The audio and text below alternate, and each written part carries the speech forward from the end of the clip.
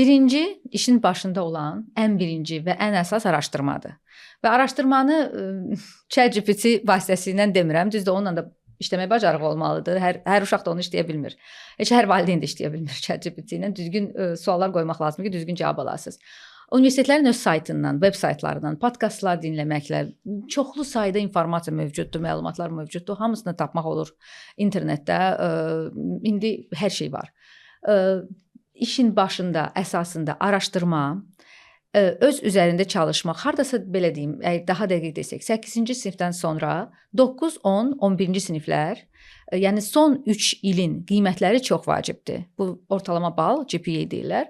Bunlar yüksək olmalıdır. 5-lər, 4-lər, yəni əsasən də sizin seçdiyiniz ixtisasa uyğun fənləriniz, məsələn, mühəndislik seçmisinizsə, deməli sizin fizikanız yüksək olmalıdır və ya kimyanız, riyaziyyatınız yüksək olmalıdır.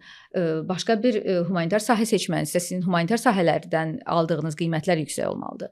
Çünki son 3 ilin qiymətləri mütləq artıq müraciət ərizə formasında göstərilir.